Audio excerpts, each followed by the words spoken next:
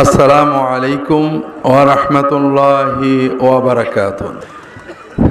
ইন্নাল হামদালিল্লাহি নাহমাদুহু ওয়া নাস্তাঈনুহু ওয়া নাস্তাগফিরুহু ওয়া নাউযু বিল্লাহি মিন শুরুরি আনফুসিনা ওয়া মিন সাইয়্যাতি আ'মালিনা। মান ইয়াহদিল্লাহু ফালা মুদিল্লা লাহু ওয়া মান ইউদ্লিলহু ফালা হাদিয়া লাহু। وأشهد أن لا إله إلا الله وحده لا شريك له وأشهد أن محمدا عبده ورسوله صلى الله عليه وعلى آله وأصحابه وبارك وسلم أما بعد আমরা আল্লাহ তাআলার দরবারে শুকরিয়া জানাই যে আল্লাহ তাআলা আমাদেরকে আজকের পরিবেশ আবহাওয়া ভালো রেখে এই মাহফিলে উপস্থিত হওয়ার কিছু কথা বলার শোনার তৌফিক দিয়েছেন, আলহামদুলিল্লাহ। আপনারা এতক্ষণ কিছু কথা শুনেছেন। আসলে আমরা একটু সচেতন হলে অল্প কথাতেও অনেক কাজ হয়। তবে প্রথমেই আমি আপনাদের কয়েকটা বিষয়ের প্রতি দৃষ্টি আকর্ষণ করছি, একটু সচেতনভাবে বোঝার চেষ্টা করি। মনে করেন আমার অসুখ হয়েছে, ডায়াবেটিস হয় না মানুষের, ডায়াবেটিস আমাদের সবাই চেনেন। একজন ডাক্তারের কাছে গেলাম, ডাক্তারটা একটু খেপাটে বোঝেন না, হ্যাঁ, যে দেখে শেখে বলল যে শোনো, ডাক্তারের পিছনে পয়সা নষ্ট বেশি করো না, একটু নিয়ম মেনে চলো, ডায়াবেটিসে কোনো সমস্যা হবে না। প্রতিদিন সকালে অন্তত 1 ঘন্টা হাঁটবা, আর খাওয়া দাওয়া এই নিয়মে চলবা, আর খবরদার এই জিনিসগুলো খাবা না। এরপরেও যদি অসুবিধা হয়, এই ওষুধ, সস্তা একটা ওষুধ দিল, এই ওষুধটা তুমি খাবে। এটা হলো এক ডাক্তার। আরেক ডাক্তারের কাছে গেলেন, সে বলল যে আসলে নিয়ম মেনে চলা দরকার, কিন্তু নিয়ম মানা তো কঠিন। যদি হাঁটতে পারেন ভালো, না হাঁটলে সমস্যা নেই। যদি বেঁচে খেতে পারেন ভালো, না হলে অসুবিধা নেই। এই বড়িগুলো খাবেন। 1 বস্তা বড়ি দিয়ে দিল, অনেক বেশি করে, দামি দামি বড়ি, এক একটা 200 টাকা 150 টাকার বড়ি। আর 2-3 মাস পরে এসে আমার কাছে চেক করাই যাবেন। একবার চেকে 5-6 হাজার টাকা লাগবে। কথা বুঝতে পেরেছেন? 2 জন ডাক্তারের পার্থক্য কি বুঝেছেন? আপনাদের দৃষ্টিতে ভালো ডাক্তার কোনটা? কিন্তু আপনারা পছন্দ করেন কোন ডাক্তারের প্রেসক্রিপশন? মাশাআল্লাহ, বাংলাদেশের মানুষ দ্বিতীয় ডাক্তারকে পছন্দ করে। সকালবেলায় প্রতিদিন হাঁটা, এত কি পারা যায় নাকি? আল্লাহ জবান মুখটা দিয়েছে, একটু খাবো, এত বেশি পারা যায় নাকি? তার চেয়ে একটু ওষুধ বেশি খাই, ডাক্তারের টাকা বেশি দিই, সেই ভালো। এটাই তো আমাদের চিন্তা। কিন্তু এই চিন্তার দ্বারা কি আমাদের লাভ হয় না ডাক্তারের লাভ হয়? ডাক্তারের লাভ হয়, ওষুধ কোম্পানির লাভ হয়, আমরা তাড়াতাড়ি মরি। আমরা হুজুররাও 2 প্রকার, একটু বোঝেন। কিন্তু আমি কিন্তু ডাক্তারদের বদনাম করতে বলিনি, হুজুরদের জন্য বলেছি। আমরা হুজুররাও 2 প্রকার। এক প্রকারের হুজুর খেপাইটে, আর এক প্রকারের হুজুর বুদ্ধিমান। খেপাইটে হুজুর বলবে, আরে মিয়া হুজুরদের পিছে বেশি ঘুরো না, নিজে কিছু চোখ খোলো, কোরআন শরীফটা পড়ো, হাদিস শরীফ পড়ো, বইপত্র বুঝে সুঝে পড়ো, আর নামাজ কালাম ঠিক করে পড়ো, হালাল খাও, বাম্মার হক মানো, এরপরে কোনো মশলা টসলা লাগলে হুজুরদের কাছে শুনো। এইটা কোন হুজুর? খেপাইটে হুজুর।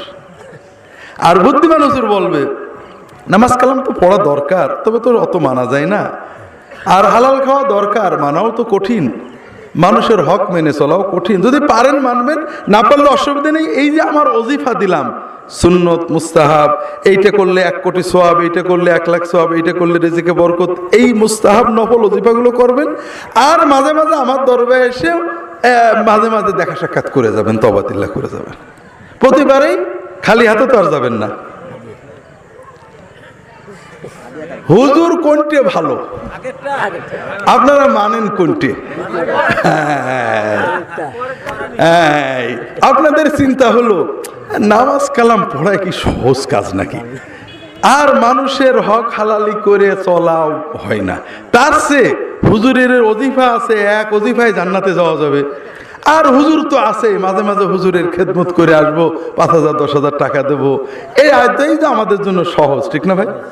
কিন্তু এতে আমাদের লাভ না হুজুরের লাভ? ওই আগেরটাতে যেমন ডাক্তারের লাভ, ওষুধ কোম্পানির লাভ, কিন্তু আমাদের কি? এই এবারেরটা তো হুজুরের লাভ বা বিভিন্ন আশেপাশে যারা আছে তাদের লাভ, কিন্তু আমাদের কি প্রবলেম হলো ভাইরা? আমি তো ওয়াজ করতে পারি না, আসলে কথাটা বলি, যারা আমার কথা শুনেছেন জানেন। আমি দীর্ঘ 16-17 বছর এই বাংলাদেশে আসছি সৌদি আরব থেকে। আমার শ্বশুর জোরজার করে কানে ধরে মাহফিলে পাঠালেন, ওয়াজ যাই পারি করি।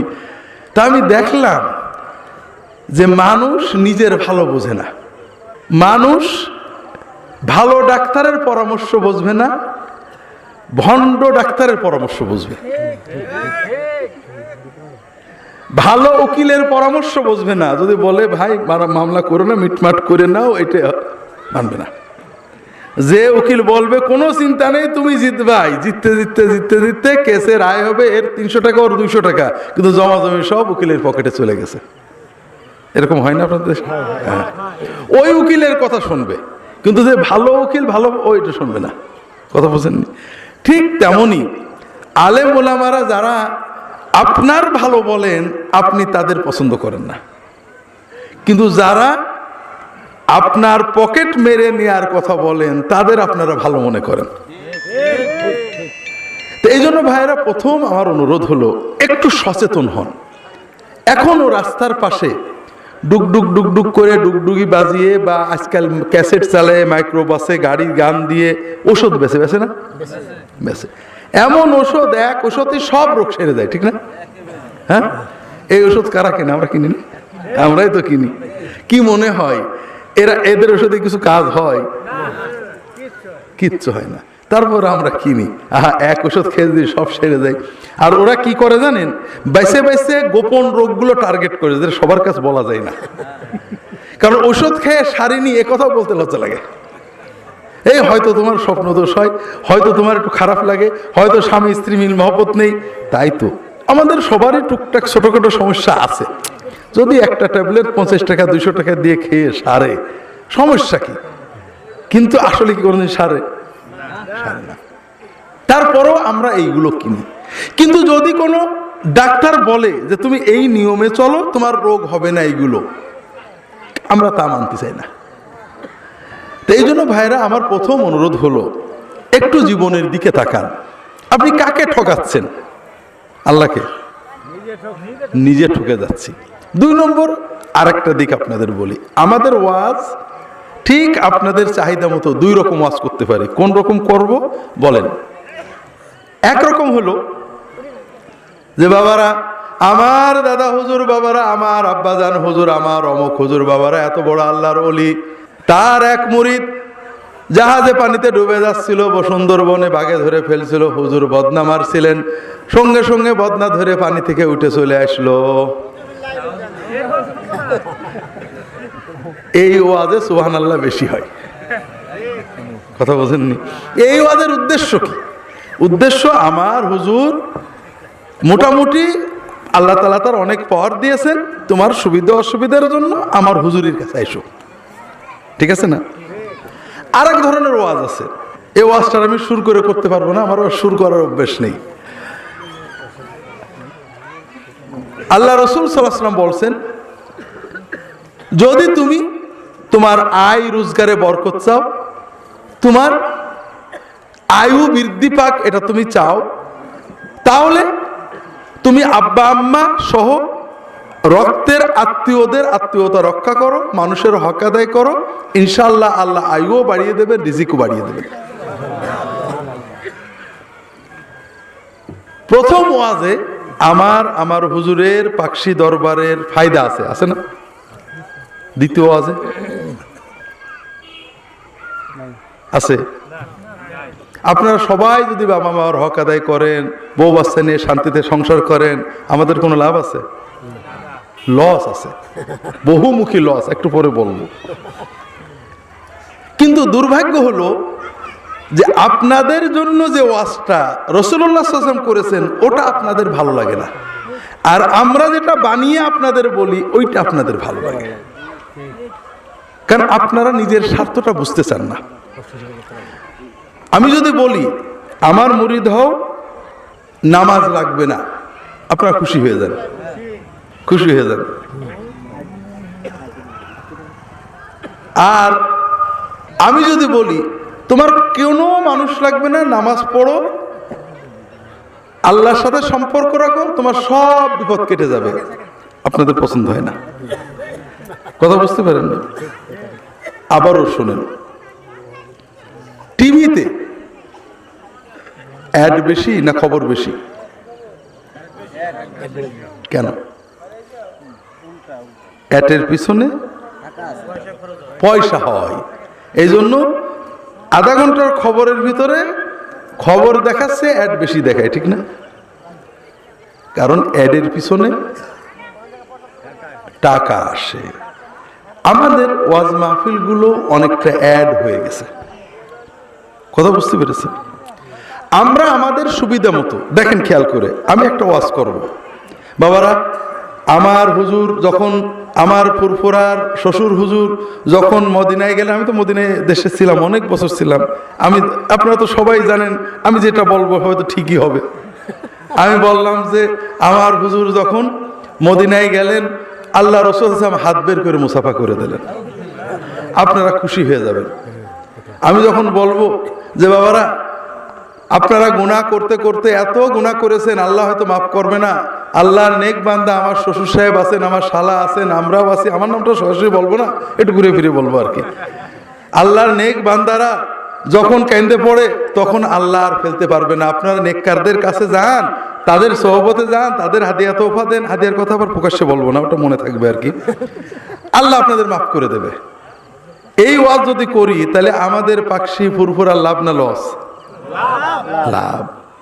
কিন্তু আমি যদি বলি যে আল্লাহর নেককার সব বান্দাদের মহব্বত করবেন, আল্লাহর বান্দাদের আল্লাহর জন্য মহব্বত করবেন, কিন্তু নাজাত পাওয়ার জন্য, আল্লাহর রহমত পাওয়ার জন্য আল্লাহর কাছে কোনো মাধ্যম লাগে না।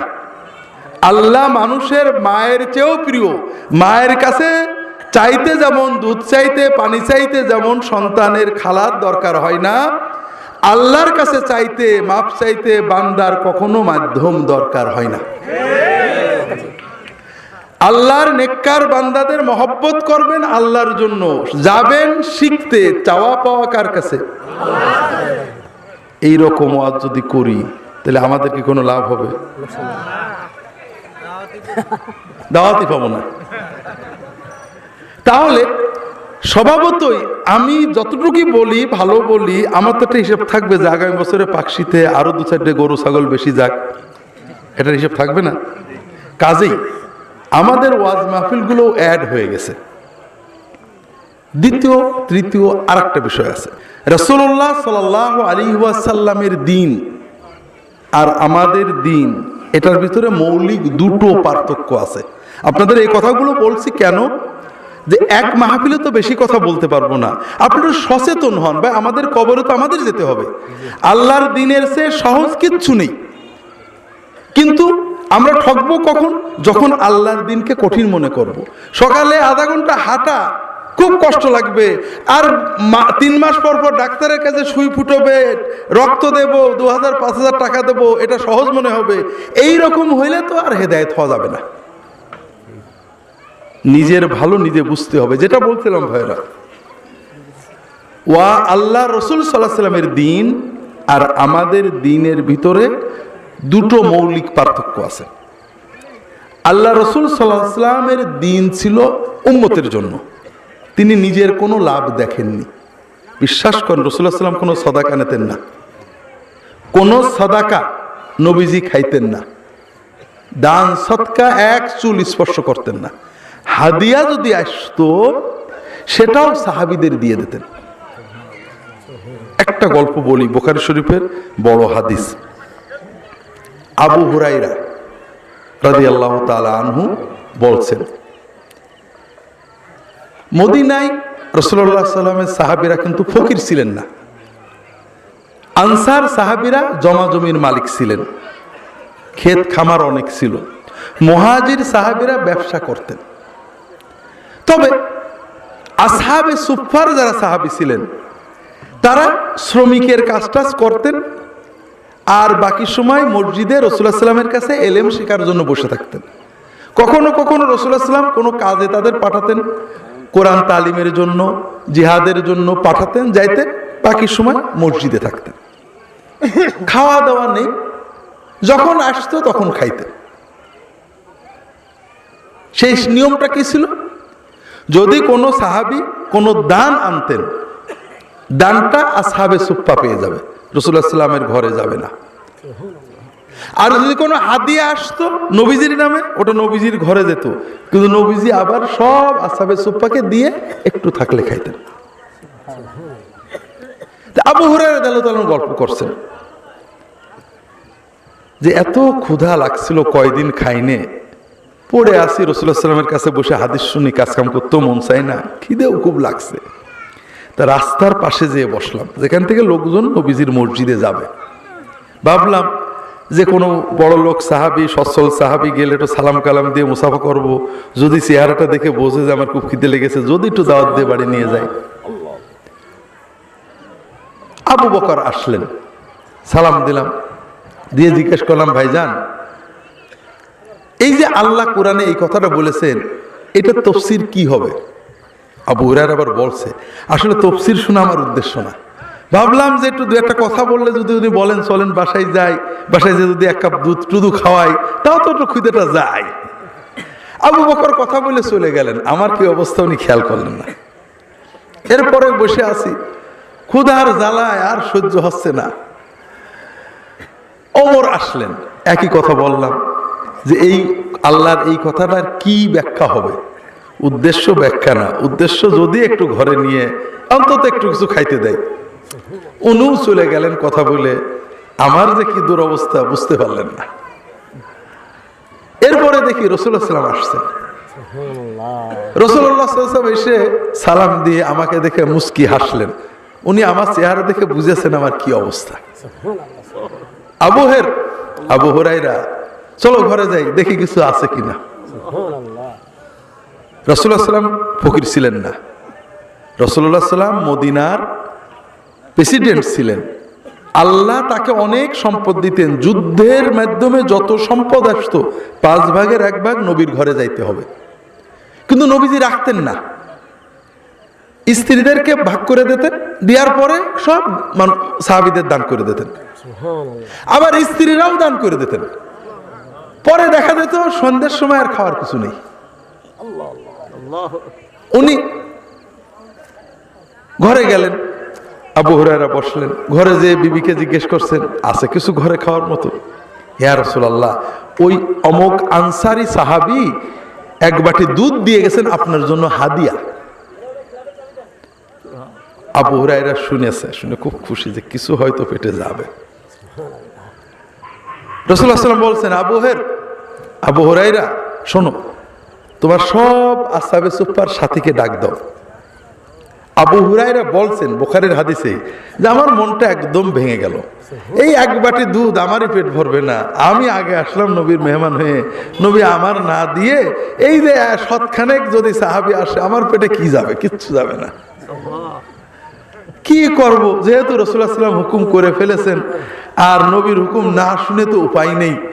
এই জন্য আমি গেলাম, সবাইকে ডাকলাম, সবাই আসলেন। রাসূলুল্লাহ সাল্লাল্লাহু আলাইহি ওয়াসাল্লাম দুধের বাটিটা আমার হাতে দিলেন, দিয়ে বললেন যে একজন একজন করে খাওয়াও। আমার তো বুক ফেটে যাচ্ছে যে আমার বন্ধু বোধহয় কিছুই থাকবে না। তা আমি একজনকে দিলাম, খাইলো, ফেরত দিল। আরেকজনের দিলাম, খাইলো, আমার কাছে আবার বাটিটা ফিরিয়ে দিল, কিন্তু দুধ আর কমে না। এইভাবে করতে করতে সবাই দুধ খেয়ে ফেললো। রাসূলুল্লাহ সাল্লাল্লাহু আলাইহি ওয়াসাল্লাম শুধু মুস্কি মুস্কি হাসছেন আমার দিকে তাকিয়ে। শেষে সবাই খেয়ে চলে গেল। রাসূলুল্লাহ বললেন, আবু হুরায়রা, এখন তো বাকি থাকলাম তুমি আর আমি। তো তুমি খেয়ে নাও আগে, এরপর আমি খাবো।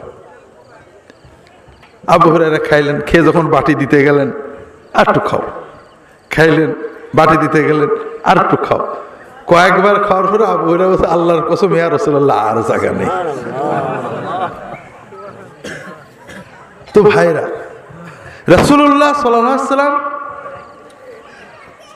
নিজের হাদিয়াটাও, নিজের আল্লাহর যে টাকা দিতেন আল্লাহ গনিমতের মাল থেকে, সেটাও সাহাবীদের দিয়ে দিতেন, নিজের রাখতেন না।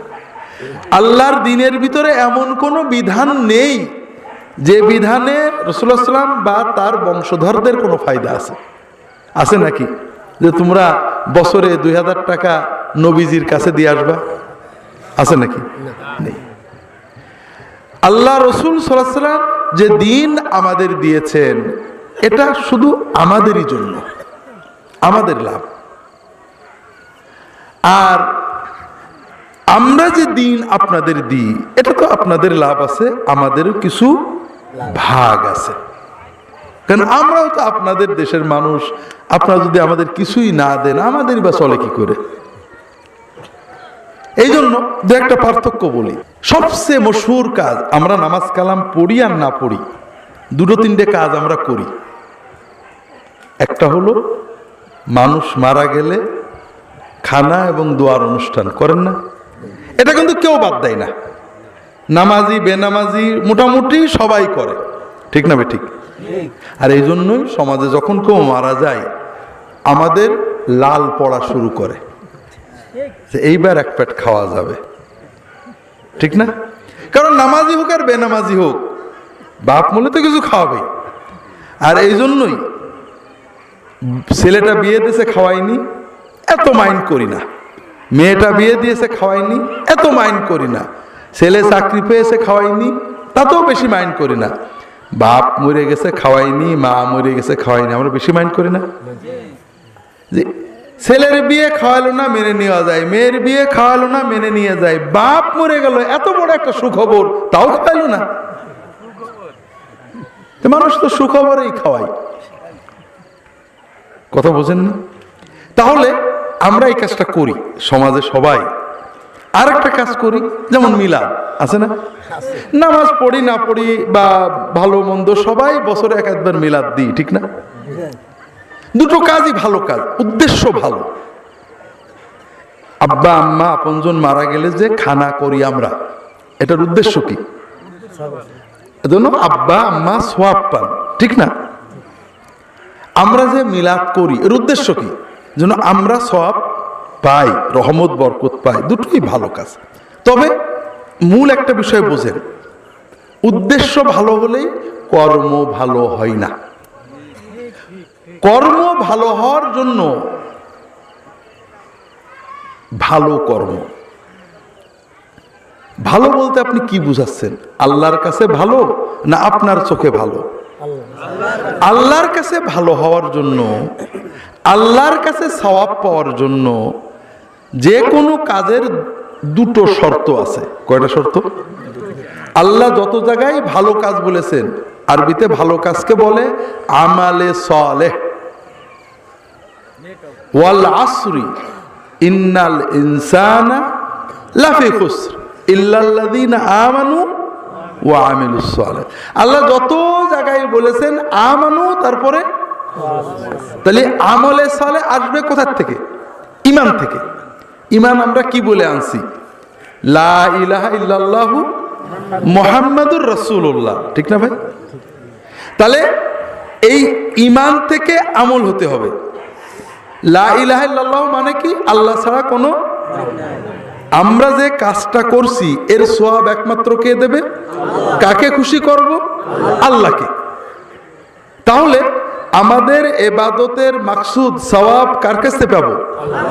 আল্লাহ। কোন ভাবে ইবাদতটা করলে আল্লাহ সওয়াব দেবে, এই তরিকা পদ্ধতি কে শেখালো? রাসূলুল্লাহ সাল্লাল্লাহু আলাইহি ওয়াসাল্লাম। কথা বুঝেছেন? এইটা হলো ঈমানের দ্বিতীয় অংশ। লা ইলাহা ইল্লাল্লাহ মানে কি? ইবাদত করব একমাত্র কার?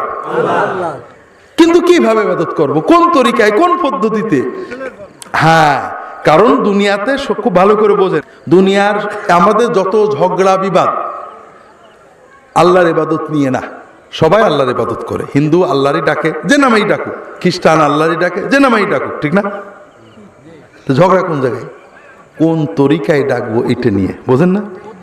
হ্যাঁ, তাহলে আমরা ঈমান আনলাম কি বলে? লা ইলাহা ইল্লাল্লাহ, ইবাদত করবো একমাত্র কার? প্রতিটি কর্মের সওয়াব কে দেবে? একমাত্র কার কাছে চাইবো? যদি আল্লাহও দেবে কিছু, মানুষও দেবে কিছু, এরকম নিয়ত হলে কিন্তু আর হবে না। কথা বুঝেছেন? কিন্তু কোন কায়দায়, কোন তরিকায় করলে আল্লাহ দেবে, এই কায়দা তরিকা আল্লাহ তাআলা ওহীর মাধ্যমে কাকে শেখাইছিলেন? রাসূল সাল্লাল্লাহু আলাইহি ওয়াসাল্লামকে। তো ভালো করে বোঝেন, আমরা অনেক সময় হুজ্জতি করি, আরে ভালো কাজ, কথা বোঝেন না? ভালো কাজ মানুষের দৃষ্টিতে ভালো হইতে পারে, নরমাল ভালো হইতে পারে, কিন্তু ইবাদত হতে গেলে এই দুটো জিনিস লাগবে, লা ইলাহা ইল্লাল্লাহ মুহাম্মাদুর রাসূলুল্লাহ। উদ্দেশ্য কার হবে? তরিকা কার হবে? সেজদা করা ভালো কাজ না খারাপ কাজ? ভালো কাজ। আপনি নামাজের এক এক রাকাতে 4টে করে সেজদা করবেন, অসুবিধা আছে? কেন?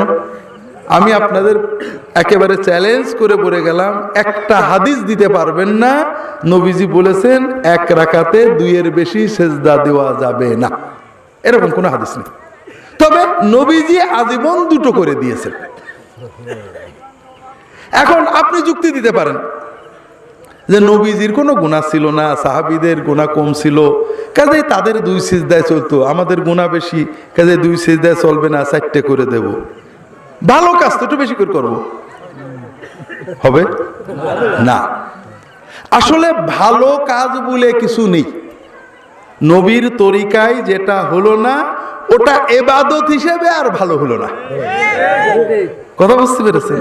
বরং নবীর তরিকার বাইরে কোনো কাজকে ইবাদত মনে করা, আল্লাহ খুশি হবে মনে করলে নবীকে ছোট করা হয়। কিভাবে? আবারও বলি, একটু উদাহরণ দেওয়ার চেষ্টা করি, দেখেন বোঝেন কিনা। আমরা অনেক সময় দলিল যুক্তি দিয়ে এই ভুলগুলো করি। আমাদের দেশে আমরা সবাই কোরআন পড়ি, পড়ি না? বসে না দাঁড়িয়ে? বসেই পড়েন। আমি কিছু দলিল দেব, একেবারে অকাট্য দলিল, যে কোরআন দাঁড়িয়ে পড়া আদব, বসে পড়া বেয়াদবি। দাঁড়িয়ে পড়লে সওয়াব বেশি, বসে পড়লে গুনাহ অথবা সওয়াব কম। কিছু দলিল দিই, হ্যাঁ একটু দলিল দিই নাকি? হ্যাঁ, দেখেন আপনাদের পছন্দ হয় কিনা। সবচেয়ে সম্মানের অধিকার কার বেশি? কোরআন কার কালাম? আপনি এমপি আসলে দাঁড়াই কথা বলেন আর আল্লাহর কালাম বসে পড়েন, আপনার সে বেয়াদব আছে নাকি? অকাট্য দলিল, অকাট্য মানে কাটতে পারবেন না, রামদা দিয়ে কোপ মারলেও কাটবে না। আমাদের নামাজ হলো সব ইবাদতের মডেল। নামাজের ভিতরে আমরা সব ইবাদত করি। নামাজের ভিতরে জিকির আছে না? দোয়া আছে না? তাসবিহ তাহলিল আছে না? দরুদ আছে না? সালাম আছে না? নামাজের ভিতরে সব ইবাদত আছে। আচ্ছা, দরুদটা কিভাবে পড়ি? বসে না দাঁড়িয়ে? সালামটা কিভাবে পড়ি? বসে না দাঁড়িয়ে? দোয়াটা কিভাবে করি? বসে না দাঁড়িয়ে? দাঁড়াই কি করেন? তাহলে কি বোঝা গেল? আল্লাহ শিখিয়ে দিল দরুদ হবে বসে, সালাম হবে বসে, দোয়া হবে বসে। কোরআন কিভাবে? তার আপনি দাঁড়িয়ে না পড়ে বসে পড়েন, মেয়ে আপনার মতো বেয়াদব আছে নাকি? 3 নম্বর, নফল নামাজ বসে পড়লে অর্ধেক সওয়াব, দাঁড়িয়ে পড়লে পুরা সওয়াব। দাঁড়িয়ে কি পড়েন? আর সব তো বসেই করি। তাহলে বোঝা গেল যেখানে বসা যাবে সেখানেও দাঁড়িয়ে কোরআন পড়লে কি হবে? সব বেশি হবে। অকাট্য দলিল, কোনো রামদা দিয়ে কাটতে পারবেন না। এখন থেকে আপনারা সবাই দাঁড়িয়ে কোরআন পড়বেন, রাজি আছেন তো? কেন? কারণ আপনাদের দেশে রেওয়াজ নেই। রেওয়াজ হলে দেখতেন সবাই জিন্দাবাদ দিয়ে তখন গরম হয়ে যেত।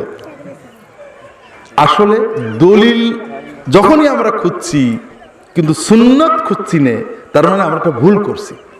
আমরা প্রথমেই একটা ভুল করছি, সেটা হলো আমরা মনে করছি কোরআন পড়া সওয়াবের কাজ, নবী হয়তো কোনোদিন করিনি। কোরআন কি রাসূল সাল্লাল্লাহু আলাইহি ওয়াসাল্লাম পড়তেন না পড়তেন না? নামাজেই পড়তেন না বাইরেও পড়তেন? বসে না দাঁড়িয়ে? হ্যাঁ, নামাজের কোরআন নবী দাঁড়াই পড়তেন, আর নামাজের বাইরের কোরআন তাহলে বোঝা গেল আপনার অকাট্য দলিলগুলো একটাও ঠিক না। আপনি গলত করেছেন যে নামাজের দলিল নামাজের বাইরে নিয়ে আসছেন। কথা বোঝেননি? নবীজি নামাজের বাইরে কোরআন শুধু বসেই পড়তেন না, শুয়েও পড়তেন। আয়েশা রাদিয়াল্লাহু আনহা বলছেন যে আমি নাপাক থাকা অবস্থাতেও নবীজি আমার মাথা আমার কোলে মাথা রেখে শুয়ে শুয়ে কোরআন তেলাওয়াত করতেন। তাহলে বোঝা গেল সুন্নত হলো নামাজের কোরআন দাঁড়িয়ে পড়াই উত্তম অথবা ফরজ, কিন্তু নামাজের বাইরের কোরআন বসে পড়াই সুন্নত। নবীজি বসেই পড়েছেন, শুয়েও পড়া যাবে, দাঁড়িয়ে পড়া নাজায়েজ না। কারোর পা ব্যথা হয়ে গেছে, দাঁড়াইছে, কোনো দোষ নেই। কিন্তু কেউ যদি মনে করে যে বসে কোরআন পড়া বেয়াদপি, এই দলিলগুলো দিয়ে ও কোরআন বসে পড়ে না, যখনই কোরআন পড়ার শখ হয় দাঁড়িয়ে পড়ে, বসে কেউ কোরআন পড়লে বিরক্ত হয় যে লোকটা বেয়াদপি করছে, এটা কি হবে? এইটা বেদাত হবে। এটার নাম কি? বেদাতটা কি? দাঁড়াই পড়াটা কিন্তু বেদাত না। দাঁড়াই পড়াটাকে উত্তম মনে করা, ইবাদত মনে করা, দিন মনে করা, বসে পড়লে সওয়াব কম হয়, আদব কম হয়, মনে করা, এই মনে করার নাম হলো বেদাত। কেন বেদাত হলো? কারণ আপনি কাকে বেয়াদব বললেন বলেন তো ঠিক করে? কাকে? স্বয়ং রাসূলুল্লাহ সাল্লাল্লাহু আলাইহি ওয়াসাল্লামকে আপনি বেয়াদব বলেছেন, সাহাবীদেরকে আপনি বেয়াদব বলেছেন। আপনি তারা যেটা করেননি সেটাকে যখন আপনি উত্তম বললেন, তাহলে তারা যেটা করেছে সেটাকে কি বললেন? তাহলে তাদেরকে আপনি অবজ্ঞা করলেন। এই জন্য বেদাত খারাপ জিনিস। কথা বুঝতে পারেন? এই জন্য এখন আমরা আসল জায়গায় যাই। যেটা বলছিলাম, আমাদের দেশে অনেক জিনিসই নেই, কিছু জিনিস আছে। তার ভিতরে দুটো জিনিস আপনাদের বলেছি। একটা হলো মানুষ মারা গেলে হ্যাঁ দোয়ার মাহফিল, কালেমা খতম, দোয়া, বিভিন্ন খতম, খানা আর মিলাদ। মিলাদ মানে রাসূলুল্লাহ সাল্লাল্লাহু আলাইহি ওয়াসাল্লামের জন্ম। রাসূলুল্লাহ সাল্লাল্লাহু আলাইহি ওয়াসাল্লামের জন্মে আল্লাহর কাছে শুকরিয়া জানানোর জন্য নবীজি স্বয়ং একটা তরিকা আমাদের বলেছেন। সেটা হলো রাসূলুল্লাহ সাল্লাল্লাহু আলাইহি ওয়াসাল্লাম সোমবারে রোজা রাখতেন। তাকে জিজ্ঞাসা করা হলো, সহিহ মুসলিমের হাদিস, যে আপনি ইয়া রাসূলুল্লাহ সোমবারে কেন রোজা রাখেন? তিনি বললেন, যাকা ইয়াউমু উলিদতু ফীহি ওয়া যাকা ইয়াউমু বু'আসা ইলাইয়া। আমি সোমবারে আমার জন্ম হয়েছে, সোমবারে আমি নবুয়ত পেয়েছি, তাই সোমবারে রোজা রাখি। তাহলে রাসূলুল্লাহ সাল্লাল্লাহু আলাইহি ওয়াসাল্লামের জন্মে এবং নবুয়তে শুকরিয়া জানানোর সুন্নত পদ্ধতিটা কি? আমি সুযোগ পেলে সোমবারে রোজা রাখলাম, আলহামদুলিল্লাহ। আর তার মহব্বত এবং তার হক আদায়ের সুন্নত পদ্ধতি প্রতিদিন যত বেশি পারেন নিজের মতো মহব্বতে শেষ রাত্রে, তাহাজ্জুদের আগে, তাহাজ্জুদের পরে, ফজরের পরে, ইশার পরে শত শতবার দরুদ পড়া এবং সালাম পড়া। তার সহবত পাওয়ার বড় উপায় তার সিরাতুন নবী, তার জীবনী পড়া। কথা বুঝতে পেরেছেন? এগুলো হলো সুন্নত মিলাদ। আর আমাদের সামাজিক মিলাদ কেমন? একজন হুজুর আসবেন, আমরা সবাই আসব, বসবো, কিছু পড়বো, পড়ার পরে কিছু আমরা হয়তো মিষ্টি জিলাপি হোক কিছু খাবো, অনেক সময় প্যাকেটে বিরিয়ানিও থাকে, আর পাশাপাশি হুজুরের জন্য কিছু হাদিয়াও থাকে। এখন আমরা সবাই একমত যে আমরা যে পদ্ধতিতে মিলাদ করি এটা নবী জামানায় ছিল না, সবাই মানবেন। যারা বলবেন এটা করতে হবে তারাও বলে এটা মুস্তাহসান, এটা জরুরি না, এটা কোন রকম, এটা একটা ভালো কাজ, এটা একটা ভালো কাজ। কিন্তু ঝগড়াটা কি নিয়ে হয়? সবাই স্বীকার করছে এটা জরুরি না, কিন্তু তারপর এটা নিয়ে ঝগড়া হয় না? হয় না? হয়। কেন বলেন তো? আমি মারেফতের ভেদটা আপনাদের বলি। সেটা হলো, আপনারা সবাই যদি সুন্নত মতো সুযোগ পেলেই সোমবারে রোজা রাখেন, প্রতিদিন 100 বার, 200 বার, 500 বার দরুদ শোয়ার আগে, ঘুমের আগে, তাহাজ্জুদের সময় পড়েন, নবীজির জীবনী কিনে পড়েন, তাহলে আমার কোনো ফায়দা হবে? আমি তো বঞ্চিত হয়ে গেলাম। কিন্তু আপনারা সবাই যদি বছরে একবার শুধু সামাজিক মিলাদটা পালন করেন, তাহলে আমার কথা বোঝেননি? এই জন্য সুন্নত মতো আপনি সোমবারে রোজা রাখেন কি না রাখেন এটা নিয়ে আমরা কোনো ঝগড়া করি না। আপনি বাড়ি কতশোবার দরুদ পড়েন এটা নিয়ে আমরা খুব একটা মাথা ঘামাই না। কিন্তু বছরে একবার মিলাদ দেন কি দিলেন না এটা নিয়ে কিন্তু আমাদের মাথা ব্যথা আছে। কারণ আমরা একটা ভালো কাজই আপনাদের করাই, কিন্তু আমরা চাই যে আমাদেরও কিছু নসিব থাক। এইবার আপনি মরার পরে খানায় যান, এখানেও সুন্নত আছে, সামাজিক আছে। সুন্নত কি? মরার পরে আমরা খানা করি কি উদ্দেশ্যে? সওয়াবের উদ্দেশ্যে। রাসূলুল্লাহ সাল্লাল্লাহু আলাইহি ওয়াসাল্লামের সাহাবীরাও তো সওয়াব চাইতেন। রাসূলুল্লাহ সাল্লাম নিজেও তো তার আত্মীয় স্বজনের সওয়াব চাইতেন। কি করতেন? রাসূলুল্লাহ সাল্লাল্লাহু আলাইহি ওয়াসাল্লাম এবং সাহাবীগণ কয়েকটা কাজ করতেন। একটা হলো তাদের জন্য দোয়া করতেন, ব্যক্তিগত প্রত্যেকে সব সময় দোয়া করতেন। নামাজের সেজদায়, নামাজ পড়ে, রাস্তাঘাটে চলতে, আল্লাহ অমুকের মাফ করো, আল্লাহ আমার আব্বার মাফ করো, আম্মার মাফ করো। আপনি যতবার বলবেন আল্লাহ আমার আম্মাকে মাফ করো, আব্বাকে মাফ করো, দাদিকে মাফ করো, তার রহম করো, তার দয়া করো, তার কবরে শান্তি দাও, প্রতিটি বাক্য বলার সঙ্গে সঙ্গে আল্লাহ কবুল করলে আপনার আব্বা, আম্মা, দাদা, দাদির আমলনামায় বিশাল একটা নেকি লেখা হয়ে যাবে। তারা এটা করতেন। আর তারা সাদাকা জারিয়া করতেন, অর্থাৎ আব্বা আম্মা আপনজনের নামে কোনো মসজিদে, কোনো মাদ্রাসায়, কোনো মানুষের কল্যাণে স্থায়ী দান করে দিতেন, ওয়াকফ করে দিতেন। কথা বোঝেননি? এগুলো হলো সুন্নত পদ্ধতি। এখন আপনারা সবাই যদি এই পদ্ধতিতে কাজ করেন, নিজের মতো নিজে দোয়া করতে থাকেন বাপ মার জন্য, আর মসজিদে 1 লাখ 2 লাখ 50,000 টাকা দিয়ে দিলেন, এতিমখানায় বিল্ডিং করে দিলেন, তাহলে আমাদের কি উপায় হবে? কথা বোঝেননি? এটা আপনি করলে করেন, আমরা বাধা, কোনো হুজুর বাধা দেবে না, কিন্তু এটা নিয়ে আমাদের অত আকর্ষণ নেই, আগ্রহ নেই। আমাদের আগ্রহ যে আপনি দোয়ার মাহফিলটা করেন, আপনি খানার আয়োজনটা করেন। কথা বুঝতে পারছেন না? তো ভাইরা, এই পার্থক্যটা বোঝেন। আপনারা যত নবীজি সাল্লাল্লাহু আলাইহি ওয়াসাল্লামের কাছে যাবেন, আপনার জীবন সুন্দর হবে, আপনার সাথে আল্লাহ আল্লাহ রসুলের ডাইরেক্ট সম্পর্ক তৈরি হবে। আর আমাদের মাধ্যমে যাইতে গেলে অনেক সমস্যায় পড়ে যেতে পারে। এটা হলো একটা দিক। দ্বিতীয় দিক হলো রাসূলুল্লাহ সাল্লাল্লাহু আলাইহি ওয়াসাল্লামের দ্বীন ছিল, তার দাওয়াত ছিল ফরজ আর হক। কি? ফরজ এবং হক। আর আমাদের দাওয়াত হলো নফল। রাসূলুল্লাহ সাল্লাল্লাহু আলাইহি ওয়াসাল্লামের কাছে এসে সাহাবীরা যখন জান্নাতের পথ জানতে চাইতেন, তিনি সাধারণত 5 ওয়াক্ত ফরজ নামাজ, ফরজ রোজা, পিতামাতার হক, রক্তের আত্মীয়দের হক, মানুষের সাথে ভালো ব্যবহার, এইগুলো বলে দিতেন। নফলের কথা বলতেন না। নফল আর ফরজের পার্থক্য হলো পাশ করা আর গোল্ডেন এ পাওয়া। পাশ করার জন্য ফরজ যথেষ্ট, আর গোল্ডেন এ পেতে, বি পেতে কি লাগবে?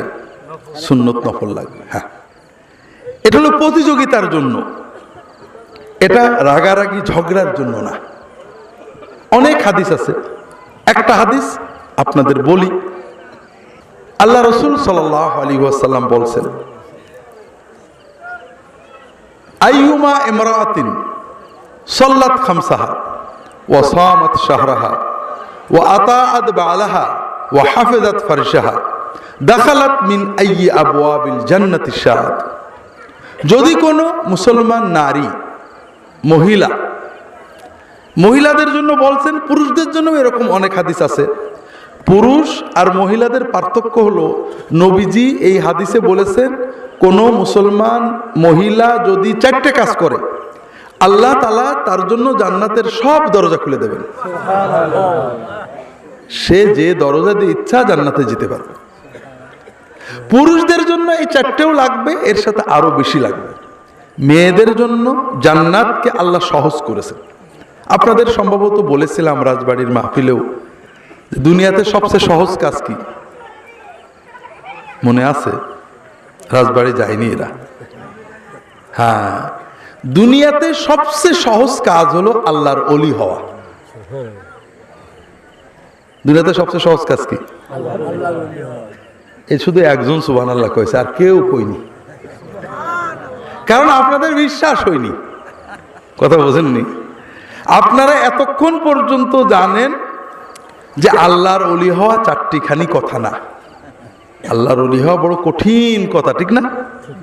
আর আমি উল্টো বললাম যে আল্লাহর ওলি হওয়া সবচেয়ে সহজ কাজ, এই জন্য আপনাদের বিশ্বাস হয়নি। তা আমি এই বিষয়টা লম্বা বলতে পারবো না, তারপরে সংক্ষেপে একটু বলি। উদ্দেশ্য হলো, যদি ভুলে যায় মনে করে দেবেন, আল্লাহর ওলি হওয়া সবার জন্য সহজ, 4 শ্রেণীর মানুষের জন্য আল্লাহর ওলি হওয়া সবচেয়ে সহজ। এই 4 শ্রেণীর মানুষ বলার উদ্দেশ্যে এটা ভূমিকা বলছিলাম, কিন্তু যেহেতু আপনারা রাজবাড়ির মাহফিলে যাননি, এই জন্য আমি একটু ব্যাখ্যা করি। আল্লাহর ওলি হওয়া কঠিন কেন? ওই বললাম না, আমাদের ওয়াজ কিছু আছে কোরআনের কথা, হাদিসের কথা, কিছু আছে আমাদের কথা, কোরআনেও নেই হাদিসেও নেই। এই আমাদের কথাগুলো গল্প, যেমন একটু আগে বললাম আমার দাদা হুজুর বদনা মেরে পাক মারছিল, বলিনি? এটা কোরআন শরীফের কোন সূরায় আছে? নেই। হাদিস শরীফে তো আছে। এটা আমাদের গল্প। এইরকম কিছু গল্প আছে, আমরা ওলি আল্লাহদের নামে বলি, গল্পগুলো ঠিক না। আসলে ওলি আল্লাহদের নামে গল্প বলতে হয় না, সত্য মিথ্যা যাচাই করতে হয়। কোরআন হাদিসের গল্প বলবেন, সনদ আছে। এই গল্পগুলো থেকে আমরা বুঝেছি যে আল্লাহর ওলি হওয়া কঠিন, কারণ অমুক আল্লাহর ওলি হয়েছিলেন 40 বছর জঙ্গলে যেয়েছিলেন, অমুক আল্লাহর ওলি হয়েছিলেন 7 বছর গাছের ডালে ঠ্যাং ঝুলিয়েছিলেন। এই শুনে শুনে আমাদের মাথা খারাপ হয়ে গেছে। ইব্রাহিম ইবনে আদহাম আল্লাহর ওলি হওয়ার জন্য রাজত্ব ছেড়ে জঙ্গলে চলে গেছিলেন, শোনেননি? এই গল্পটা একটু বুঝি ভালো করে। ইব্রাহিম ইবনে আদহাম রাজা ছিলেন, বাদশাহ ছিলেন। তিনি রাজত্বও করতেন, আবার আল্লাহর ওলি হওয়ার জন্য আমল ওজিফা করতেন। একদিন গভীর রাত্রে ছাদের উপরে আওয়াজ শুনছেন, ঠক ঠক ঠক ঠক। ছাদে কে? আমি খিজির। হুজুর আপনি ছাদে কি করেন? আমি ছাদের উপরে উট খুঁজে বেড়াচ্ছি। হুজুর আপনি কি পাগল হয়েছেন? রাজবাড়ির ছাদে উট থাকে নাকি? তুমি কি পাগল হয়েছো? রাজবাড়িতে থেকে কি আল্লাহর ওলি হওয়া যায় নাকি? তখন ইব্রাহিম বুঝে গেলেন যে রাজত্ব করে তো আল্লাহর ওলি হওয়া যাবে না। উনি রাজত্ব ছেড়ে জঙ্গলে যেয়ে আল্লাহর ইবাদত করতে করতে আল্লাহর ওলি হয়ে গেলেন। এর মানে কি? মানে হলো রাজত্ব করে আল্লাহর ওলি হওয়া যায় না, ঠিক না? এটাই তো ইসলামের শিক্ষা। আমাদের মুসলমানদের ভিতরে সবচেয়ে বড় ওলি, সবচেয়ে বড় পীর কে? রাসূল সাল্লাল্লাহু আলাইহি ওয়াসাল্লামের পরে কারা? সাহাবীদের ভিতরে সবচেয়ে বড় ওলি কারা? আবু বকর, ওমর, ওসমান, আলী রাদিয়াল্লাহু তাআলা আনহুম। তারা কি হয়েছিলেন? রাজা হয়েছিলেন, ঠিক না? তাহলে বোঝা গেল রাজা হলে আর ওলি হওয়া যায় না। খুব ভালো করে বোঝেন, ইসলামের শিক্ষা হলো রাজা হলে ওলি হওয়া সবচেয়ে সহজ। এই কথাটা বলার জন্য আমি ভূমিকা করলাম। কারণ কি জানেন, আমরা দিনটা বুঝি না। একটু পরে যদি মনে থাকে বলবো। তাহাজ্জুদ পড়া খুব ভালো কাজ, নফল রোজা রাখা খুব ভালো কাজ, এগুলো করতে হবে, এগুলো যে কেউ পারে। কিন্তু একজন মাজলুম, তার জমিটা কেড়ে নিয়ে গেছে, চোখের পানিতে বুক বয়ে হাওমাও করছে, আমি আপনি উদ্ধার করতে পারবো? কে পারবে? পারবে এলাকার এমপি, পারবে এলাকার বড় নেতা, পারবে ডিসি, পারবে যারা ক্ষমতাধর, ঠিক না? হ্যাঁ। আর আল্লাহর কাছে সবচেয়ে প্রিয় কাজ হলো মাজলুমকে জুলুম থেকে বাঁচানো, অসহায়কে বিপদ থেকে উদ্ধার করা, মানুষের মনের ব্যথা দূর করা, মানুষকে কষ্ট থেকে উদ্ধার করা। এর চেয়ে প্রিয় ইবাদত আল্লাহর কাছে আর কিছু নেই। সারা রাত তাহাজ্জুদ পড়ে যে সওয়াবটুকু পাবেন, আপনি একজন অসহায়ের মুখে হাসি ফোটালে 10 মিনিটে তার চেয়ে অনেক বেশি সওয়াব পাবেন। আর এজন্যই 4 খলিফা সবার বড় ওলি, কারণ তারা এই কাজটা করছিলেন। তাহলে বোঝা গেল রাজত্ব করলে আর ওলি হওয়া যায় না, ঠিক না? যে ব্যক্তি শুধু ফরজটুকু করে আর মাজলুমকে সাহায্য করে, জালেমের থেকে হক আদায় করে, বিপদগ্রস্ত মানুষকে বিপদ থেকে রক্ষা করার জন্য চেষ্টা করে, এই ব্যক্তি তাহাজ্জুদ গুজার নফল রোজাদারদের চেয়ে অনেক আগে আল্লাহর অনেক বড় ওলি হয়ে যায়। শুধু একটা জিনিস থেকে বাঁচতে হবে, জুলুম করতে পারবে না। কথা বুঝতে পেরেছেন? ক্ষমতা আসলে একটাই সমস্যা, মানুষ যখন ক্ষমতা থাকে জুলুম করে, আর ক্ষমতা চলে গেলে আফসোস করে। আপনি জুলুম করবেন না, আপনি অন্যান্য ছোটখাটো গুনাহগাতা হয়েছে করেন, কিন্তু মানুষের জুলুম করবেন না। জ্ঞানও তো কারোর হক নষ্ট করবেন না, মানুষের সাহায্য করবেন, শুধু ফরজটা পালন করবেন। ইনশাআল্লাহ আপনার জন্য আল্লাহর ওলি হওয়া সবার চেয়ে সহজ হয়ে যাবে। 2 নম্বর হলো যেটা বলছে ওটা শেষ করি আগে। তাহলে এই গল্পগুলো আমাদেরকে বুঝাইছে আল্লাহর ওলি হওয়া কঠিন, কিন্তু কোরআন এবং সুন্নাহ বলছে আল্লাহর ওলি হওয়া সহজ। এখন এটা যদি আপনারা সবাই বুঝে ফেলেন তাহলে তো আমাদের কিছু লসও থাকবে। তারপর একটু শোনেন, আল্লাহর ওলি হওয়া সহজ কেন?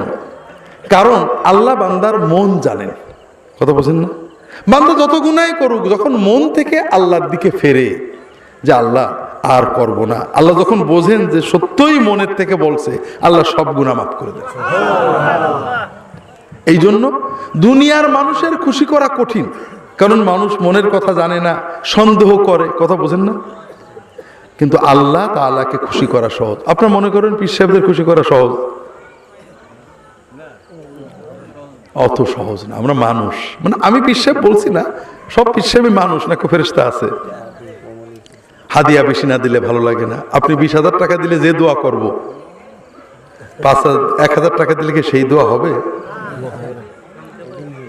এই জন্য পীর সাহেবের কাছে গেলেও বিজনেস আল্লাহর সাথে রাখবেন, যে আল্লাহ আমি তোমার দিন শিখতে, দিনের আমলের আবেগ নেওয়ার জন্য তার কাছে যাচ্ছি, তার কাছে কিছু পেতে যাচ্ছি না। বিজনেসটা কার সাথে রাখবেন? খবরদার বিজনেস মানুষের সাথে করেন না, তাহলে ঠকবেন। কারণ আল্লাহ তাআলার সাথে বিজনেসের চেয়ে সহজ কিছু নেই। আপনি হাদিয়ার টাকা নিয়ে বেরোইছেন যে আব্দুল্লাহ জাহাঙ্গীরের হাদিয়া দেবেন, 2,000 5,000 যাই নিলেন, পথে যে চুরি হয়ে গেল, পকেটমার হয়ে গেল। আপনি যদি আমাকে যে বলেন যে হুজুর আপনার জন্য 5,000 হাদিয়া আনছিলাম, চুরি হয়ে গেছে, আমি কি 16 আনা খুশি হব? কিন্তু আপনি বিজনেসটা আল্লাহর সাথে করেন।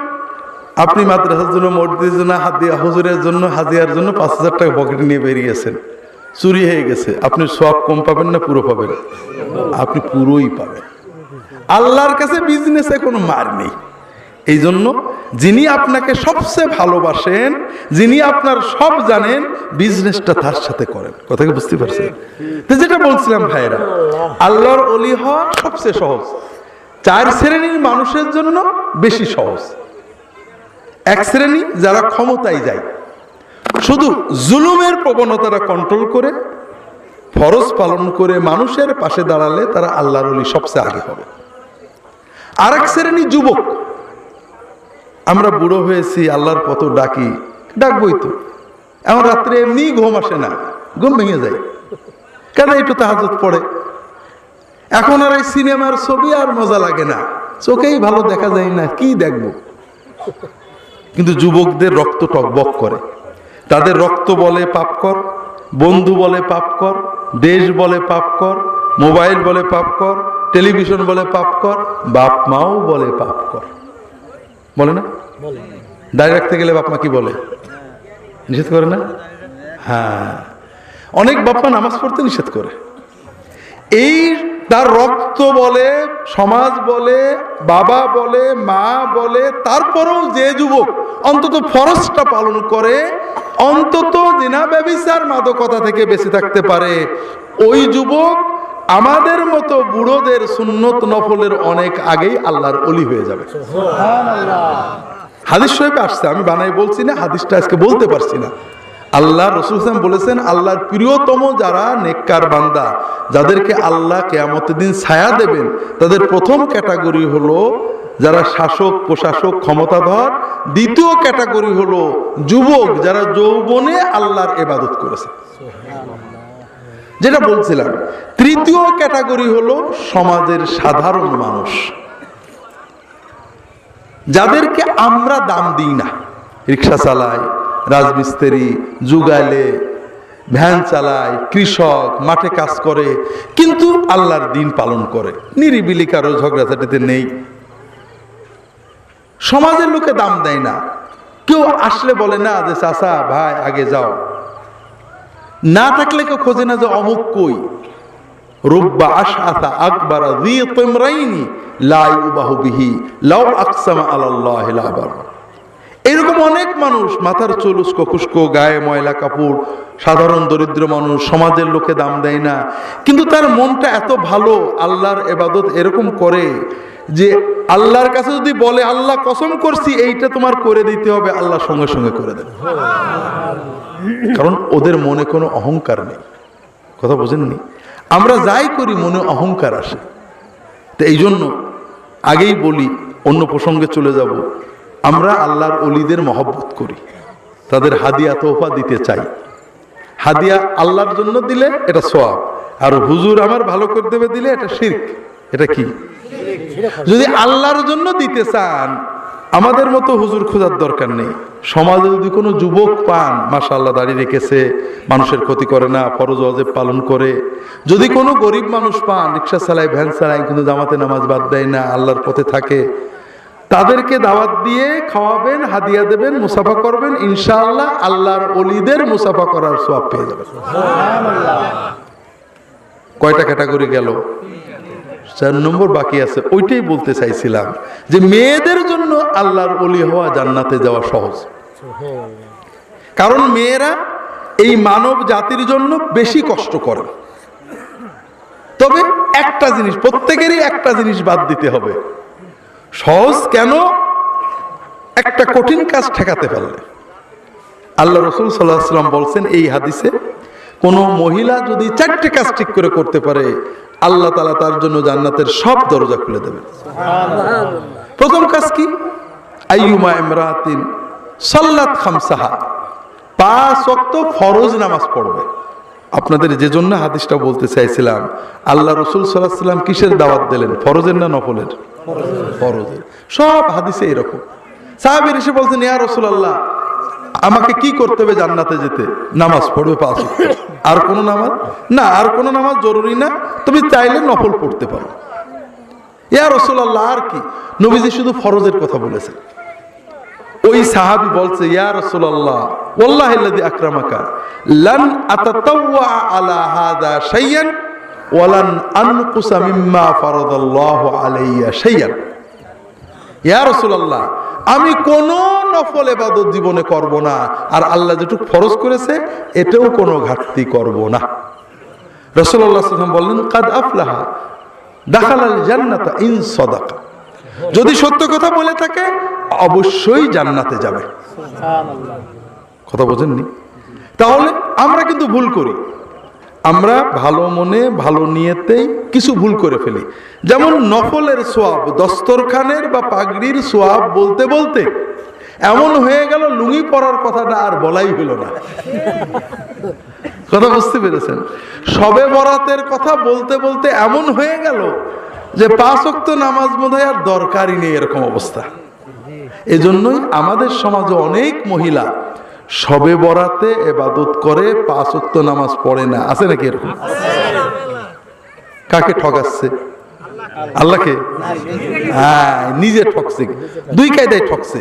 শবে বরাতে নামাজ পড়ে কি জন্য? যে এই রাত্রে নামাজ কালাম পড়লে আল্লাহ ভাগ্য ভালো করে দেবে। কেমন? আপনার এলাকায় এমপি ভোটে দাঁড়াইছে, আপনি তার এন্ট্রি ছিলেন, কিন্তু জিতে গেল সে।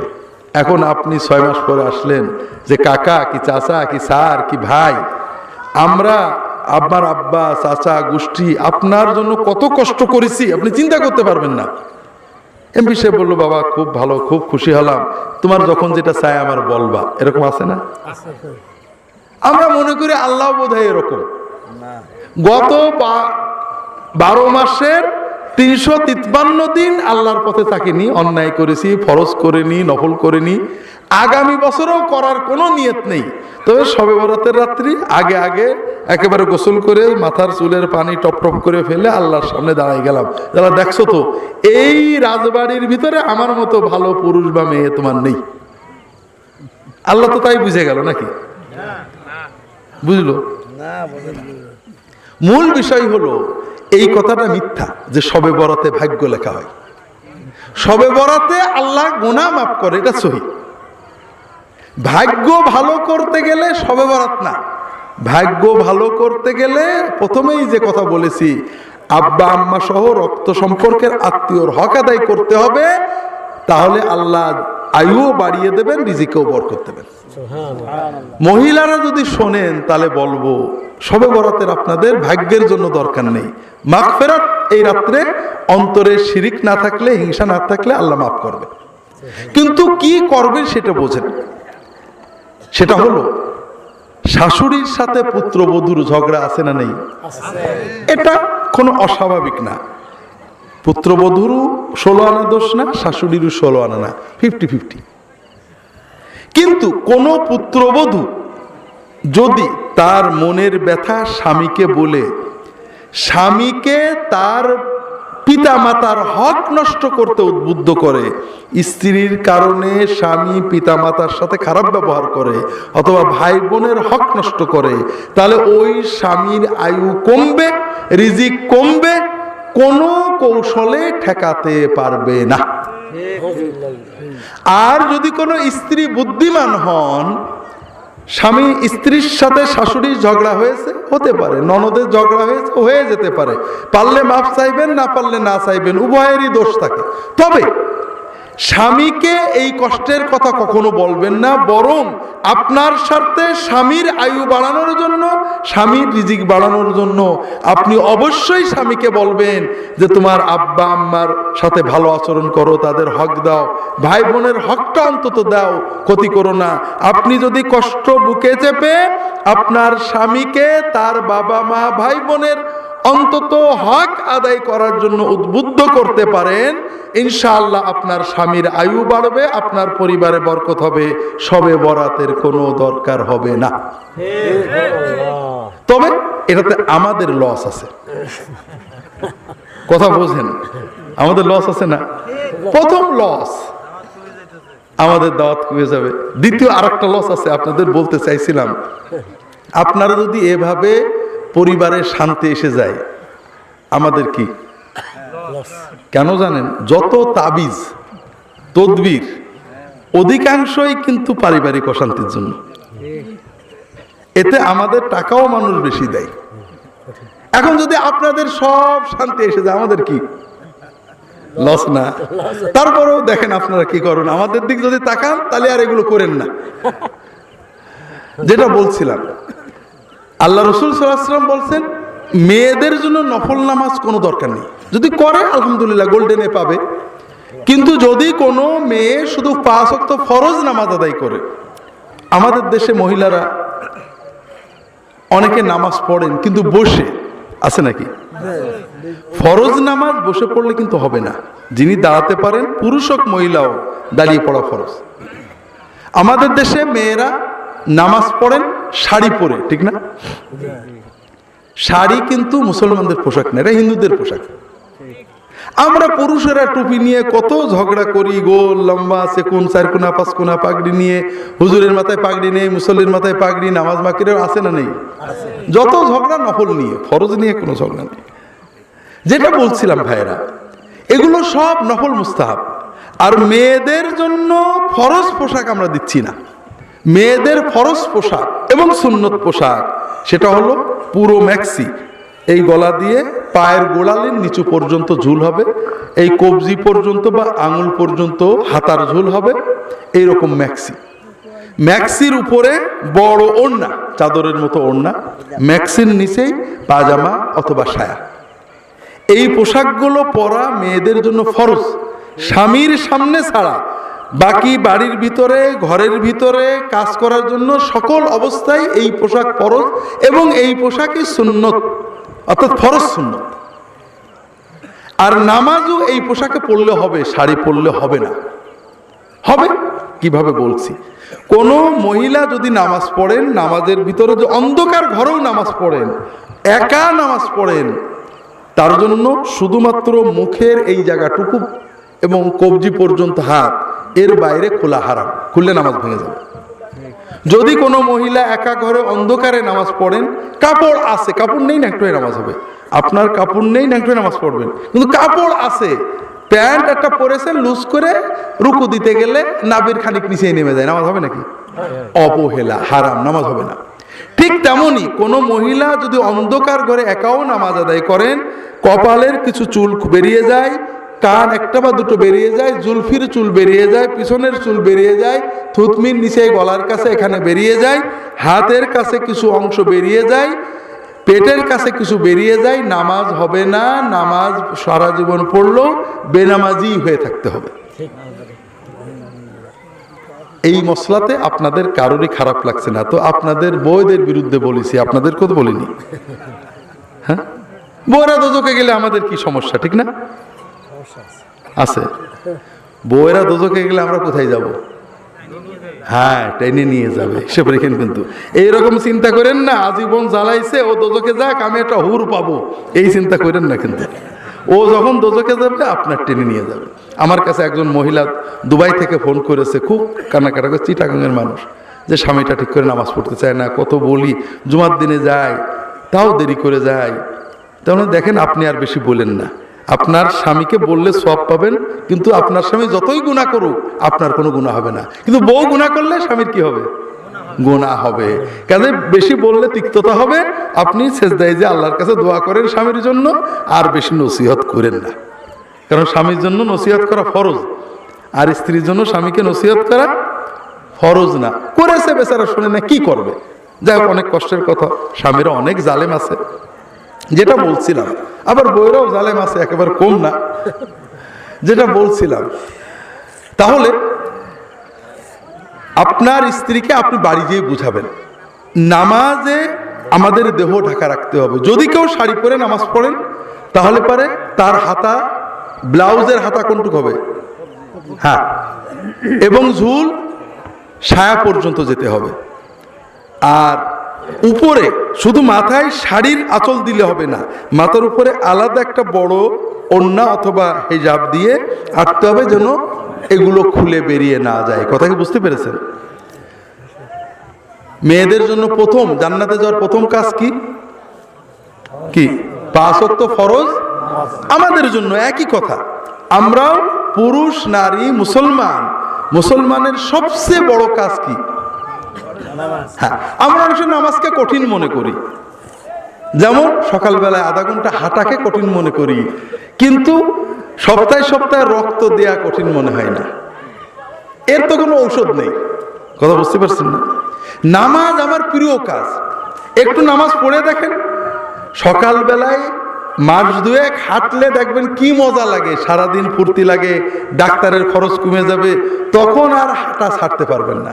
আর নামাজ যখন পড়বেন, নামাজের পরে দোয়া করলে আল্লাহ কবুল করে, মনে শান্তি লাগে, রোগ ব্যাধি কমে গেছে, বিপদ আপদ কমে গেছে, হুজুরের টাকা অত টাকা দেওয়া লাগছে না, দেখবেন তখন আর নামাজ ছাড়তে পারবেন না। এই জন্য নামাজ আল্লাহর সাথে বান্দার সবচেয়ে প্রিয় সম্পর্ক। 5 ওয়াক্ত ফরজ নামাজ আমাদের পড়তে হবে আমাদের নিজের জন্য।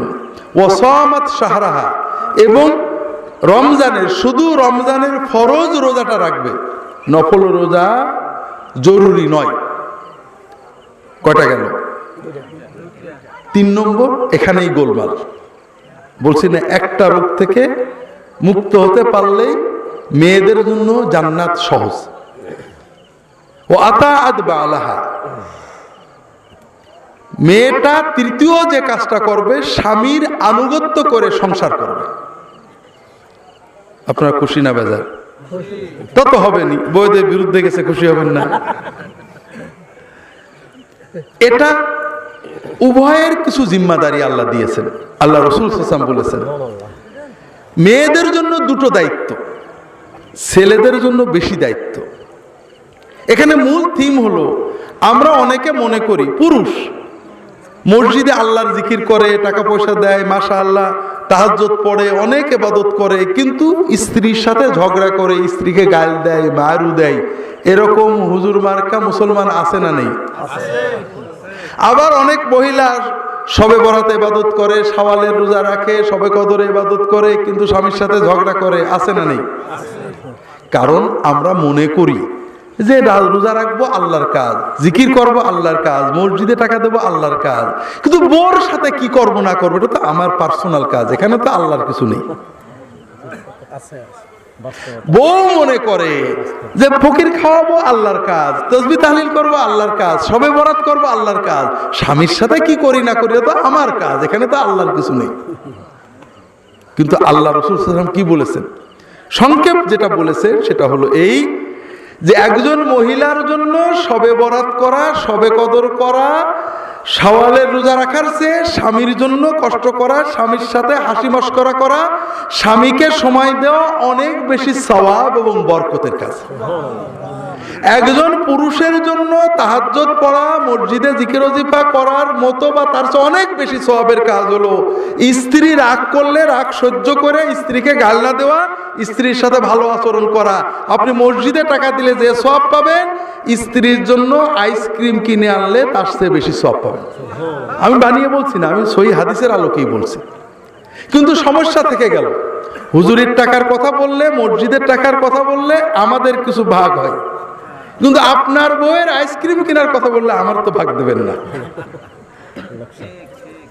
কিন্তু রাসূলুল্লাহ সাল্লাল্লাহু আলাইহি ওয়াসাল্লাম হাদিসে আসছে, তুমি 1 টাকা আল্লাহর রাস্তায় ব্যয় করবে, 1 টাকা গরিব মিসকিনের দেবে, 1 টাকা ফ্যামিলির জন্য ব্যয় করবে, বেশি সওয়াব পাবে যেটা ফ্যামিলির জন্য ব্যয় করবে।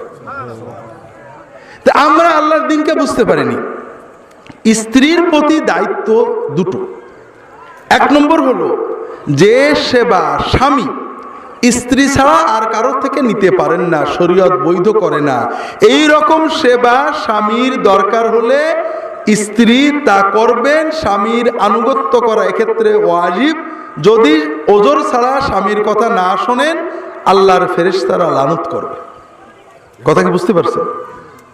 দ্বিতীয় হলো বাড়ি থেকে বের হতে গেলে স্বামীর অনুমতি লাগবে।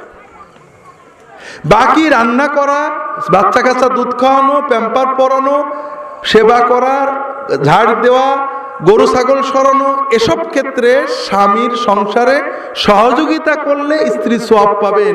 স্ত্রী যদি আপত্তি করেন, স্বামীর উপরে ওয়াজিব দায়িত্ব হলো স্ত্রীকে সহায়তা করা। কেউ সুবহানাল্লাহ বলেনি, কারণ সবার বিরুদ্ধে গেছে, কিন্তু আসলে পক্ষে গেছে, আমাদের বিরুদ্ধে গেছে। কয়েক মাস আমল করে দেখেন, বুঝতে পারবেন। তখন আর আমাদেরকে দোয়ার জন্য যাওয়া লাগবে না, হাদিয়াও দেওয়া লাগবে না, নিজের বাড়িতেই মনে হবে জান্নাত। যেটা বলছিলাম, স্ত্রীর জন্য আরেকটা দায়িত্ব আছে, স্বামীর দায়িত্বটা পরে বলছি, সেটা হলো কৃতজ্ঞতা। সেটা কি? এই জায়গায় স্ত্রীরা ঠগে।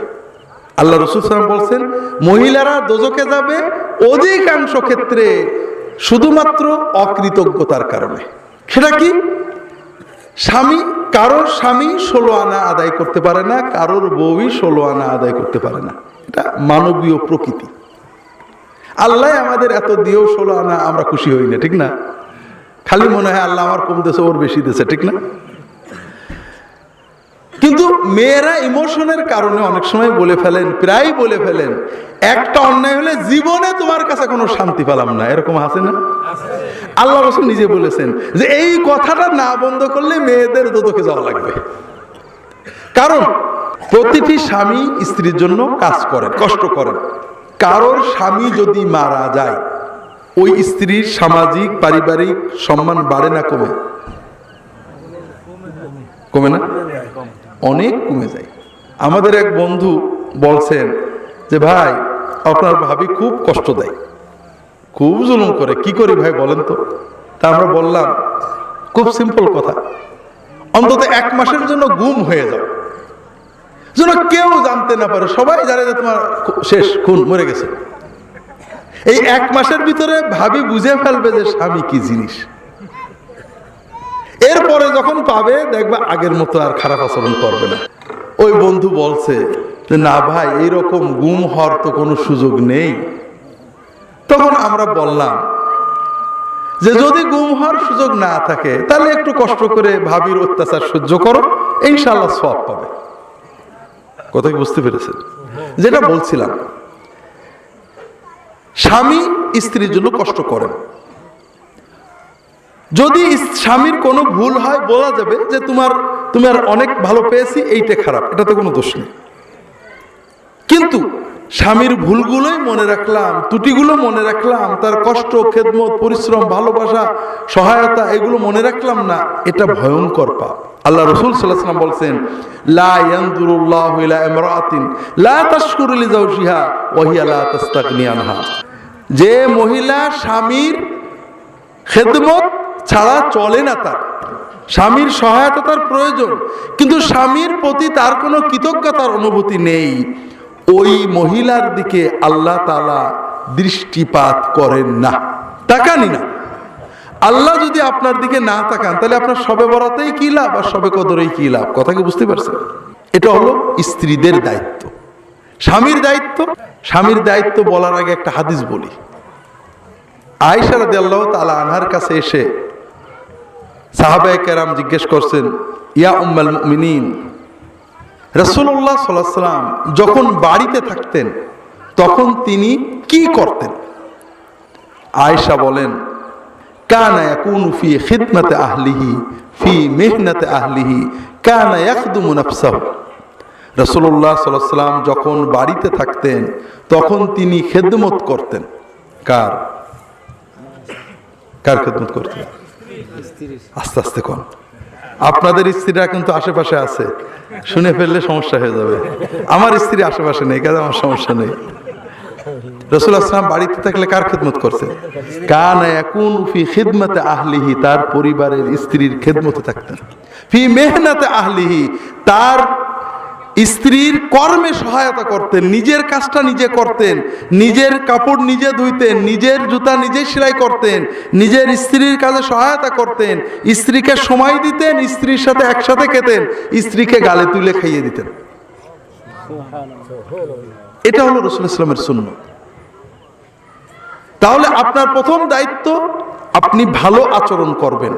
মহিলারা ইমোশন বেশি, আর ইমোশনের কারণেই তারা মাতৃত্বের দায়িত্ব পালন করেন। একটা সন্তানের অসুখ হলে মা রাতের পর রাত জাগে, ক্লান্ত হয় না, বাপ্পারে। এই ইমোশনের কারণে তিনি স্ত্রীরা মাঝে মাঝে খারাপ আচরণ করে, রাগ করে, হয়তো বাজে কথা বলে। রাসূলুল্লাহ সাল্লাল্লাহু আলাইহি ওয়াসাল্লামের স্ত্রীরা তার সাথে ঝগড়া করেছেন, বাজে কথা বলেছেন, অভিমান করে সারাদিন কথা বলেননি, এত বাজে কথা বলেছেন। রাসূলুল্লাহ সাল্লাল্লাহু আলাইহি ওয়াসাল্লাম মনের কষ্টে 1 মাস ঘরে আসেননি, মসজিদে পড়ে থেকেছেন, কিন্তু কখনোই স্ত্রীর রাগের মাথায় স্ত্রীর সাথে খারাপ আচরণ করেননি। কেউ সুবহানাল্লাহ বলল না, শুধু এক হুজুর বলল। আমি যদি বলতাম যে অমক আসমান দিয়ে উড়ে যেত, পাতাল দিয়ে চলে যেত, জাহান্নামে ভেসে বেড়াতো, সব সুবহানাল্লাহ করবে। আরে মেয়ে, এত হিন্দুও পারে, মুসলমানও পারে। ওই ইন্ডিয়ায় যান, এরকম কারামতের গল্প বড় বড় সাই বাবার নামে আছে, নেই? এগুলো কিছু না। আসল হলো যে প্রচন্ড রাগের মাথায় আপনি আল্লাহর ভয়ে নিজেকে কন্ট্রোল করতে পেরেছেন, এই হলো বড় কারামত। কথা বুঝতে পারেন? এটা করলে আপনি জিতবেন, আমি না। আপনি দুনিয়ায় জিতবেন, আল্লাহর কাছে জিতবেন। যেটা বলছিলাম ভাইরা, এটা হলো প্রথম দায়িত্ব। দ্বিতীয় হলো যে স্ত্রীকে আপনি সাধ্যের ভিতরে সবচেয়ে ভালো রাখবেন। তার পোশাক আশাক, খাওয়া দাওয়া, থাকা সাধ্যের ভিতরে ভালো রাখবেন। তাকে তার দ্বীনি কাজে সহায়তা করবেন, দ্বীনের পথে রাখার জন্য তাকে সহায়তা করবেন। আমরা পরিবার মানে স্বামী হলো বাজার সরকার আর স্ত্রী হলো রান্নার বুয়া।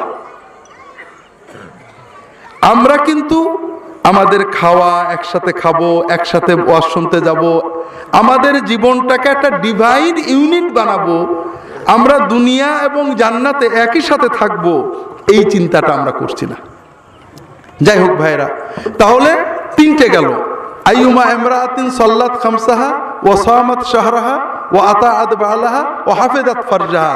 চতুর্থ কাজ হলো, কোন মহিলা যদি 5 ওয়াক্ত ফরজ নামাজ আদায় করেন, রমজানের রোজা রাখেন, স্বামীর আনুগত্য করে, সহযোগিতা করে, শান্তিতে সংসার করেন এবং তার ইজ্জত আবরু পর্দা হেফাজত করেন, আল্লাহ তাআলা ওই মহিলার জন্য জান্নাতের সবগুলো দরজা খুলে দেবেন। তো ভাইরা, যেটা বলতে আমি শুরু করেছিলাম এটা দিয়ে আমি শেষ করব, সেটা হলো রাসূলুল্লাহ সাল্লাল্লাহু আলাইহি ওয়াসাল্লামের ইসলামের সাথে আমাদের ইসলামের প্রথম পার্থক্যটা মনে আছে তো? রাসূলুল্লাহ সাল্লাল্লাহু আলাইহি ওয়াসাল্লামের সকল শিক্ষা উম্মতের কল্যাণে, মানুষের উপকার হবে, নবীর কোনো স্বার্থ নেই। আর আমাদের ইসলামের ভিতরে আমাদেরও কিছু আর দ্বিতীয় পার্থক্য, রাসূলুল্লাহ সাল্লাল্লাহু আলাইহি ওয়াসাল্লাম মূলত ফরজের উপরে গুরুত্ব দিয়েছেন, ঠিক না? ফরজ এবং হক, এই হাদিসে আল্লাহর ফরজ গেছে আর কি মানুষের হক। কথা বুঝতে পারেননি? আর আমাদের দাওয়াত হলো নফলের। আমাদের যত ঝগড়া পাগড়ি নিয়ে, টুপি নিয়ে, মিলাদ নিয়ে, রফাদাইন করব না নিয়ে, মোনাজাত করব না নিয়ে, এইগুলো নিয়ে ঝগড়া কিনা বলেন? এগুলো সব তো ফরজ, ঠিক না? নামাজে হাত উঠানো বা নামানো ফরজ, আমিন জোরে বা আস্তে বলা ফরজ, মিলাদ পড়া ফরজ, মোনাজাত করা বা না করা ফরজ। কোনো ফরজ নিয়ে আমরা ঝগড়া করি না। নামাজ পড়ে না, নো প্রবলেম, পড়লো কি রুকু সেজদা ঠিক হলো কিনা, নো প্রবলেম, মোনাজাত করলো অথবা করলো না, এটা নিয়ে ঝগড়া। কথা বুঝেননি? এইটা আমাদের দলাদলি গ্রুপিং এ সাহায্য করে, আসলে আপনাদেরকে ইমানের পথ দেখায় না। এই জন্য আমি আপনাদের অনুরোধ করব, আমরা যতই ঝগড়া করি একটা সহজ ইবাদত করবেন। সকল মুসলমানকে আল্লাহকে মাবুদ মেনেছে, নবীকে নবী বলে সাক্ষী দিয়েছে, তাকে আপনি ভালোবাসবেন। কি করবেন? তার জন্য দোয়া করবেন। তার গুনাহকে ভালোবাসবেন না, কিন্তু তার ঈমানটাকে ভালোবাসবেন। আমার কথা কি বুঝতে পারছেন আপনারা? মুসলমানের প্রতি কোনো নফলের কারণে কোনো ঘৃণা, শত্রুতা পোষণ করবেন না। কথা কি বুঝেছেন? ফরজের ত্রুটি বিচ্যুতি হলে এজন্য মনে আফসোস থাকবে, ক্ষোভ থাকবে, কিন্তু তার বাকি ফরজ এবং ঈমানের অবমূল্যায়ন করবেন না। একজন মানুষ আমার ফুরফুরার পীরকে খুব গাল দেয়, কিন্তু নবীকে মানে, নবীকে মহব্বত করে, নবীর দিন মানে, নবীর নামাজ পড়ে, কিন্তু আমার ফুরফুরার পীরকে খুব গাল দেয়। ওই ব্যক্তিকে আমি ভালোবাসবো না দুশ্মন ভাববো? যদি দুশ্মন ভাবি তাহলে বুঝবো যে আল্লাহর নবীর চেয়ে আমার পীর সাহেব আমার কাছে বড়, এবং এই কাজটাই কিন্তু আমরা করছি। একজন মানুষ নামাজ পড়ে, রোজা রাখে, কিন্তু আমার দলের না, তবলিগ না, জামাত না, চরমনাই না, ফুরফুরা না, এই কারণে তাকে আমরা দুশ্মন ভাব পোষণ করি, ঠিক না? আবার আমারই পীর সাহেবের মুরিদ, হয়তো দাড়ি নেই, হয়তো গুনাহ করে, তার আমরা আপন মনে হয়, ঠিক না? তাহলে বোঝা গেল আমাদের কাছে আল্লাহর নবীর চেয়ে আমাদের হুজুর অথবা আমাদের মাযহাব অথবা আমাদের দল বেশি প্রিয়। এটা কিন্তু ঈমানের লক্ষণ না। এই জন্য আল্লাহ রাসূল সাল্লাল্লাহু আলাইহি ওয়াসাল্লাম বলছেন, যখন আমাদের ভালোবাসার মানদণ্ড আল্লাহ এবং তার রাসূল হবে, আর কিছু বাছাই করব না। যার ভিতরে আল্লাহর ঈমান আছে, আল্লাহর ফরজ ইবাদত আছে, নবীর মহব্বত আমরা দেখতে পাচ্ছি কিছু আছে, যত ভুল থাক, ভুলের জন্য মনে কষ্ট থাকবে, কিন্তু তার ঈমান আমলের মূল্যায়ন করব আল্লাহ এবং তার রাসূল সাল্লাল্লাহু আলাইহি ওয়াসাল্লামের দিকে তাকিয়ে, তখন আমরা ঈমানের মজাটা পাবো। কথা বুঝতে পেরেছেন? আল্লাহ তাআলা সবাইকে তৌফিক দান করুন, আমিন।